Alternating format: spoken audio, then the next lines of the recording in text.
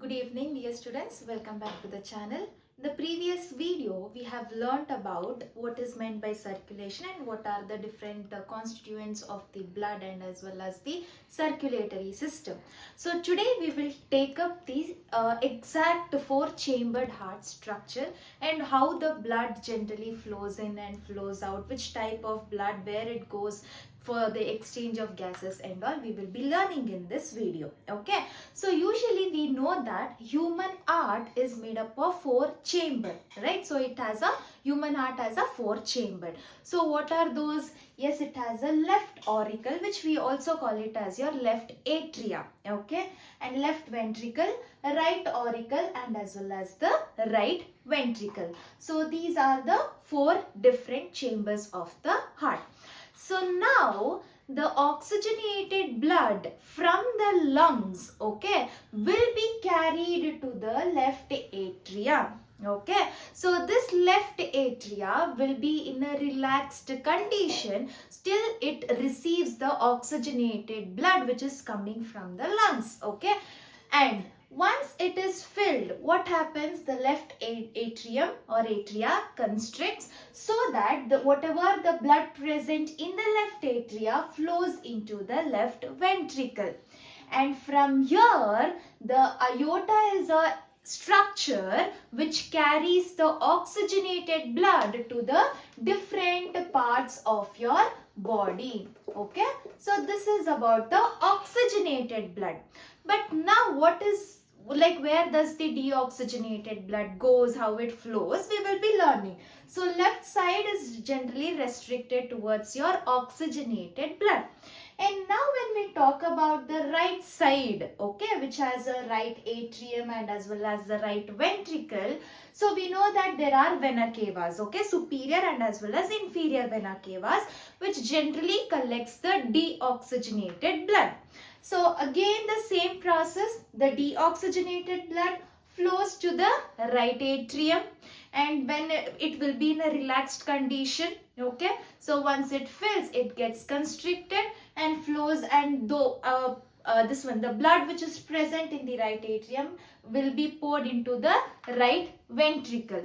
So from there, generally there is a special structure which carries these blood towards the lungs for the oxygenation purpose. Okay, so what is that specialized network means? So in the previous video we have learned that arteries are the one which carries your oxygenated blood. So when we talk about the veins, we know that it carries the deoxygenated blood, correct? So here there are some exceptional cases. Pulmonary vein, okay, pulmonary vein carries the oxygenated blood. So now I said that the lung will be pouring, from the lung the oxygenated blood will be received by the heart, right?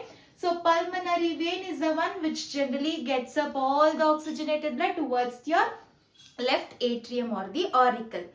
And now when we talk about the veins, so it carries the deoxygenated blood. So from here, whatever the deoxygenated blood is present, it needs to be oxygenated, right? So who is carrying the deoxygenated blood towards the lung?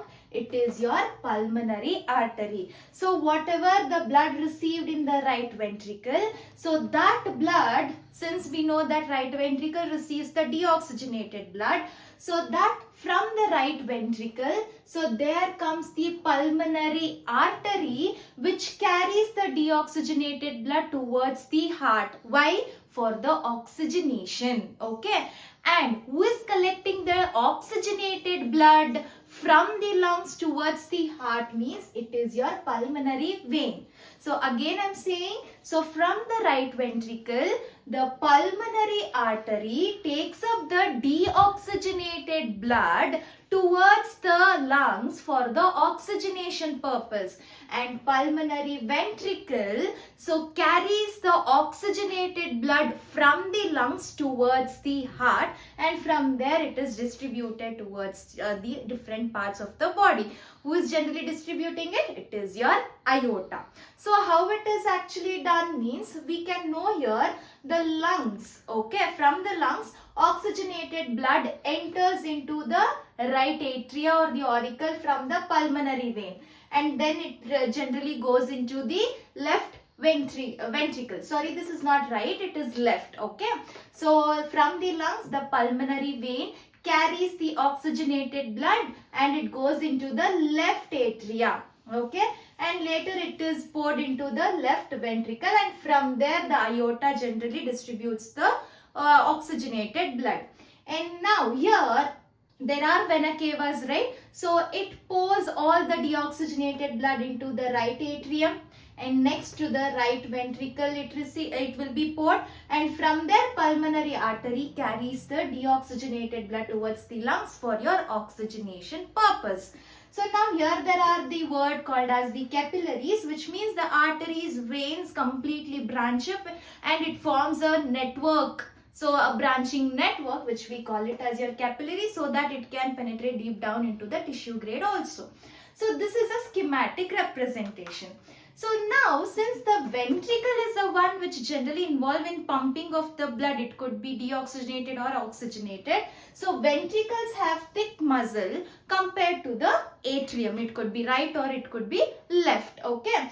And since there should be no backflow of the blood, so that the blood will be flowing in a single direction, so who is maintaining that? So it is your valves. So there are bicuspid and as well as tricuspid valves which are present, so generally prevent the backflow of the blood, okay.